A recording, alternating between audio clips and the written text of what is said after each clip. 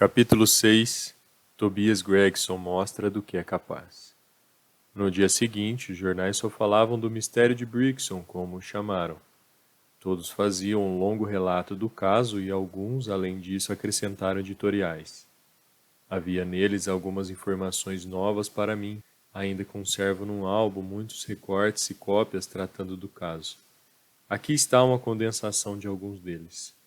O Daily Telegraph observou que na história do crime raramente houve uma tragédia que apresentasse características mais estranhas. O nome alemão da vítima, a ausência de qualquer outro motivo e a palavra sinistra escrita na parede. Tudo apontava para um crime perpetrado por refugiados políticos e revolucionários. Os socialistas tinham muitas ramificações dos Estados Unidos, e o falecido havia certamente infringido suas leis não escritas e sido capturado por eles. Após aludir vagamente aos Wengerich, a Aquatofama, os Carbonaros, a Marquesa de Brinvilliers, a teoria darwiniana, os principais maltos e aos assassinos de Ratcliffe Highway, o artigo concluía repreendendo o governo e defendendo uma vigilância mais rigorosa sobre os estrangeiros na Inglaterra. O Standard comentava que ultrajes à lei desse tipo costumavam acontecer sob uma administração liberal, tinham origem na inequação de massas e no consequente enfraquecimento de toda autoridade. O falecido era um cavalheiro americano que residia havia algumas semanas na metrópole. Hospedava-se na pensão da Madame Charpentier, em Torquay Terrace, Camberwell. Era acompanhado em suas viagens pelo seu secretário particular, Mr. Joseph. Os dois se despediram da sua senhoria na terça-feira, dia 4 corrente do mês, e partiram para a Euston Station com a intenção declarada de pegar o expresso de Liverpool. Mais tarde, foram vistos juntos na plataforma. Nada mais se soube sobre eles até que o corpo de Mr. Drebber foi, como registrado, descoberto numa casa vazia na Brixton Road, a muitos quilômetros de Euston. Como chegou lá, ou como encontrou seu destino, são perguntas ainda envoltas em mistério. Nada se cabe acerca do paradeiro do Stangerson. Ficamos satisfeitos por saber que o Sr. Lestrade e Gregson, da Scotland Yard, estão ambos incumbidos do caso, e tudo nos leva a crer que esses conhecimentos policiais lançarão luz sobre a questão rapidamente. O Daily News comentava que não havia dúvida quanto ao caráter político do crime. O despotismo e o ódio ao liberalismo que contaminavam os governos no continente tinham tido o efeito de lançar em nossa costa muitos homens que poderiam ser excelentes cidadãos, não fossem azedados pela lembrança de tudo por que haviam passado. Entre esses homens havia um severo código de honra, qualquer infração do qual era punida com a morte. Todos os esforços deviam ser empenhados para encontrar o secretário Stangerson e verificar alguns detalhes dos hábitos do falecido. Um grande passo fora dado com a descoberta do endereço da casa em que haviam se hospedado, um resultado inteiramente devido à perspicácia e energia do Sr. Gregson da Scotland Yard. Sherlock Holmes e eu lemos essas notícias juntos ao desjejum e elas pareciam diverti-lo muito. Eu não lhe disse que o que quer que tenha acontecido, Lestrade e Gregson sem dúvida levariam a melhor? Isso depende do desfecho que o caso venha a ter. Ah, obrigado, mas isso não tem a menor importância. Se o homem for pego, será por causa de seus esforços. Se escapar, será ao despeito deles. É cara se eu ganhar e coroa se você perder. O que quer que eles façam, terão admiradores. Que diabo é isso? Exclamei, pois nesse momento ouvimos o ruído de um topel no vestíbulo e na escada, acompanhado por expressões audíveis de desgosto por parte da Nossa Senhoria. É a divisão Baker Street da Força Policial de Detetives, disse meu companheiro gravemente, e enquanto ele falava a sala foi invadida por meia dúzia dos mais sujos farrapados moleques de rua em que eu já pusera os olhos. Sentido! Bradou Holmes com energia, e os 6 malandrinhos sujos perfilaram-se como estatuetas indecoradas. No futuro, vocês enviarão apenas Wings para prestar contas, e o resto de vocês deve esperar na rua. Encontraram aquilo, Wings? Não, senhor, não encontramos, disse os meninos. Não esperava mesmo que estivessem encontrado. Persistam até conseguir. Aqui estão suas pagas. Deu um xelim para cada um. Agora vão e voltem com uma notícia melhor da próxima vez. Fez um aceno, eles debandaram escada abaixo como ratos e um instante depois ouvimos vozes estridentes na rua. Pode-se esperar mais trabalho de um desses mendigozinhos do que de uma dúzia de homens de polícia, comentou Holmes. A simples visão de uma pessoa de aspecto oficial, seja os lábios dos homens, esses garotos, no entanto, vão a toda parte e escutam tudo. São espertíssimos também. Só o que lhes falta é a organização.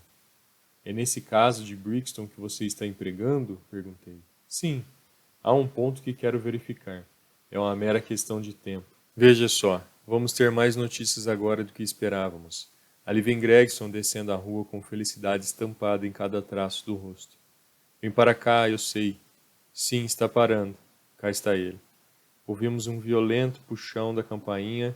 Em alguns segundos o detetive louro subia as escadas, 3 degraus de cada vez, e rompia a nossa sala de estar. Meu caro amigo, exclamou apertando a mão de Holmes. Dê-me os parabéns. Tornei a coisa toda clara como o dia. Tive a impressão de ver a sombra de ansiedade perpassa a face expressiva de meu companheiro. Quer dizer que está na pista certa? Perguntou. A pista certa. Ora, senhor, temos um homem sob 7 chaves, e o nome dele é Arthur Carpentier, subtenente da Marinha de Sua Majestade, exclamou Gregson pomposamente. Sherlock Holmes soltou um profundo suspiro de alívio e, relaxando-se, abriu um sorriso. Sente e experimente um desses charutos. Estamos ansiosos por saber como conseguiu isso. Gostaria de um pouco de uísque com água? Não seria mal, respondeu o detetive. Os tremendos esforços que tenho feito nesses últimos dias me exauriram. Menos esforço físico, se me compreendem, que tensão mental. O senhor sabe o que é isso, Sr. Sherlock. Somos ambos trabalhadores intelectuais.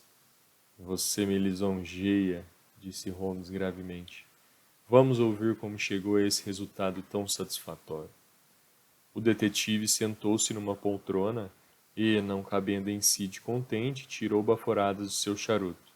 Depois, subitamente, deu uma palmada na coxa num paroxismo de diversão. O mais engraçado, exclamou, é que o tolo do Lestrade, que considera-se tão inteligente, seguiu uma pista inteiramente equivocada. Anda à procura do secretário Stangerson, que está tão inocente nessa história como um bebê por nascer. Não tenho dúvida que já botou as mãos nele a esta hora. A ideia deixou Gregson tão delicado que riu até sufocar. E como conseguiu sua pista? Ah, vou lhe contar tudo. É claro, Dr. Watson, que isso deve ficar estritamente entre nós. A primeira dificuldade que tivemos de enfrentar foi a descoberta dos antecedentes desse americano. Algumas pessoas teriam esperado até que seus anúncios fossem respondidos, ou que alguém se apresentasse oferecendo informação. Mas não é assim que Tobias Gregson trabalha. Lembra-se da cartola ao lado do defunto? Sim, lembro-me. Fabricada por John Underwood e Sons. Carbewell Road, número 129. Gregson pareceu bastante desapontado. Não tinha ideia de que reparara nisso, disse. Esteve lá? Não. Ah, exclamou Gregson aliviado. Nunca deve desprezar uma oportunidade, por menor que pareça. Para um grande espírito, nada é pequeno, observou Holmes silenciosamente. Bem, procurei Underwood e lhe perguntei se havia vendido uma cartola desse tamanho e feitio. Ele examinou seus livros e localizou o registro imediatamente. Enviara a cartola a um certo Mr. Drebber, residente na pensão Carpentier, em Torquay Terrace. Foi assim que consegui seu endereço. Engenhoso, muito engenhoso, murmurou Sherlock Holmes. Em seguida, fiz uma visita a Madame Carpentier. Continuou o detetive. Encontrei-a muito pálida e aflita. Sua filha estava na sala também. Uma moça excepcionalmente bonita, aliás, tinha os olhos vermelhos e seus lábios tremiam quando lhe falei. Isso não me escapou. Percebi que ali havia dente de coelho. O senhor sabe que sentimos, Sr. Sherlock. Quando chegamos à pista certa, uma espécie de palpitação nervosa. Ouviu falar da misteriosa morte de seu ex-hóspede, Mr. Enoch J. Drebber de Cleveland? Perguntei. A mãe assentiu com a cabeça, parecia incapaz de pronunciar uma palavra. A filha caiu no choro. Senti mais do que nunca que aquela gente já sabia alguma coisa sobre o assunto. A que horas o Sr. Drebber deixou sua casa para pegar o trem? Perguntei. Às 8 horas, respondeu ela, engolindo seco para acalmar sua agitação. O secretário dele, Sr. Strangson, disse que havia 2 trens, um às 9 e outro às 11. Ele deveria pegar o primeiro. E essa foi a última vez que esteve com ele? Ah, essa pergunta, uma terrível mudança sobreveio na fisionomia da mulher. Suas feições ficaram inteiramente lívidas. Passaram-se alguns segundos antes que ela conseguisse pronunciar uma única palavra. Sim. E quando esta foi proferida, tinha um tom rouco e artificial. Fez silêncio por alguns momentos, depois a filha falou numa voz calma e clara. Mentiras nunca trazem nada de bom, mãe. Sejamos francas com o cavalheiro. De fato, vimos o Sr. Drebber novamente. Que Deus a perdoe! Exclamou Madame Carpentier, erguendo as mãos para o céu e deixando-se cair numa cadeira. Você assassinou seu irmão. Arthur preferiria que disséssemos a verdade, respondeu a moça com firmeza. O melhor é contar-me tudo agora, disse eu. Meias verdades são piores que nenhuma. Além disso, as senhoras ignoram quanto sabemos sobre o assunto. Que a culpa recaia sobre sua cabeça, Alice, exclamou a mãe, em seguida virando-se para mim. Vou lhe contar tudo, senhor. Não suponha que minha inquietação pelo meu filho é fruto de qualquer receio de que ele tenha tido alguma participação nesse terrível caso. Ele é inteiramente inocente. Meu pavor é, contudo, de que em seus olhos e aos olhos de outro ele possa parecer comprometido. Isso, no entanto, é com certeza impossível. Seu caráter elevado, sua profissão, seus antecedentes não o permitiram. O melhor que tem a fazer é expor claramente os fatos, respondi. Acredite, se seu filho for inocente, isso não o prejudicará. Talvez seja melhor você nos deixar a sós, Alice, disse ela e sua filha se retirou. Agora, senhor, eu não tinha nenhuma intenção de lhe contar tudo isso, mas como minha pobre filha abriu a boca, não tenho alternativa. Tendo decidido falar, vou lhe contar tudo sem omitir nenhum detalhe. É o caminho mais sensato, disse eu. Sr. Drebber passou 3 semanas conosco. Ele e seu secretário, Sr. Stangerson. Haviam viajado pelo continente. Notei uma etiqueta de Copenhague em cada um de seus baús, mostrando que essa havia sido uma última escala. Stangerson era um homem quieto e reservado, mas seu patrão, lamento dizer, era o contrário. Tinha hábitos grosseiros e maneiras brutais. Na própria noite de sua chegada, ficou em péssimo estado por causa da bebida. E, na verdade, depois do meio-dia, quase nunca se podia dizer que estava sóbrio. Suas maneiras para com as criadas eram repulsivas, livres e confiadas. E o pior de tudo, ele não demorou a assumir a mesma atitude com a minha filha, Alice, e falou com ela mais de uma vez de maneira que, felizmente, ela é inocente demais para compreender numa ocasião.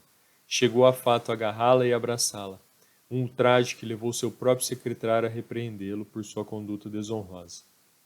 Mas por que suportou tudo isso? Perguntei.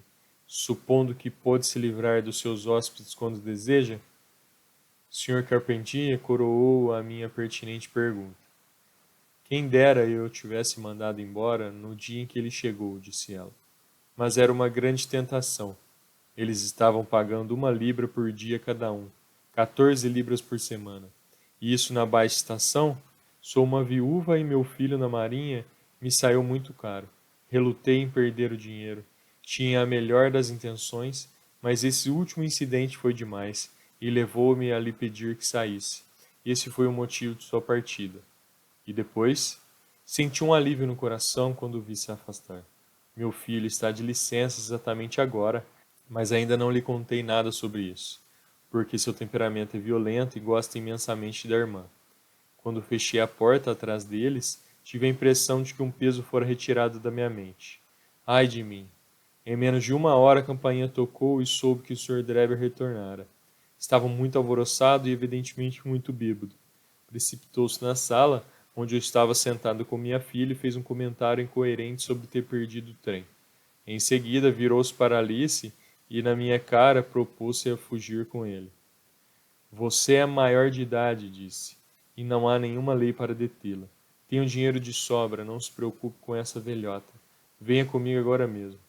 Viverá como uma princesa. A pobre Alice ficou tão apavorada que se esquivou, mas ele agarrou pelo pulso e tentou arrastá-la para a porta. Gritei e nesse momento meu filho Arthur entrou na sala. O que aconteceu depois não sei. Ouvi palavrões e os sons de confusão de uma briga.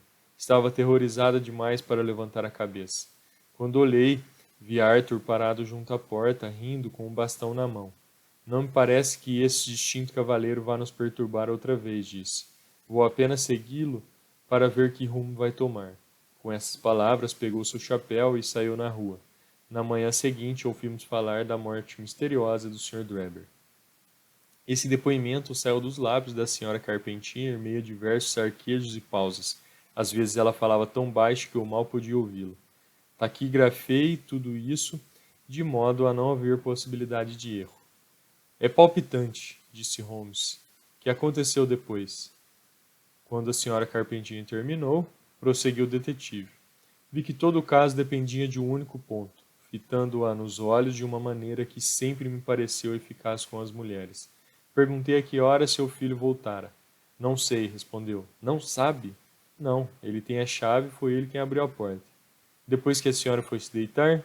Sim. A que horas foi para a cama? Por volta das 11. Então seu filho passou pelo menos 2 horas fora? Sim. Talvez 4 ou 5? Sim. Que fez ele durante todo esse tempo? Não sei, respondeu ela, e até seus lábios ficaram brancos. Evidentemente, depois disso, não havia mais nada a se fazer. Descobri onde estava o tenente Carpentier. Levei 2 policiais comigo e o prendi. Quando toquei no ombro e o adverti para vir calmamente conosco, ele respondeu na maior insolência. Suponho que está me detendo por envolvimento na morte daquele patife do Drebber, disse. Como não lhe havíamos dito nada a esse respeito, essa alusão teve um aspecto extremamente suspeito. Muito, disse Holmes. Ele ainda carregava o pesado bastão que, segundo sua mãe, tinha consigo quando seguiu Drebber. Era um sólido porrete de carvalho. Qual é a sua teoria, então? Bem, minha teoria é de que ele seguiu Drebber até Brixton Road. Ali uma nova alteração surgiu entre eles, durante a qual Drebber recebeu uma paulada, talvez na boca do estômago, que o matou sem deixar nenhuma marca. A noite estava tão chuvosa que não havia ninguém por perto. Assim Carpentier arrastou o corpo da sua vítima para a casa vazia. Quando a vela, o sangue, o escrito na parede e o anel, tudo isso são truques para despistar a polícia. Muito bem, disse Holmes, num tom encorajador. Realmente, Gregson, você está fazendo progresso. Ainda será alguém. Gabo-me de ter conduzido as coisas com muita habilidade, respondeu o detetive.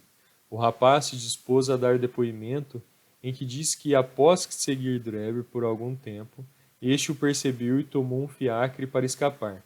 A caminho de casa, encontrou um velho companheiro de bordo com quem deu uma longa caminhada. Ao ser perguntado onde esse tal companheiro de bordo morava, foi incapaz de dar uma resposta satisfatória.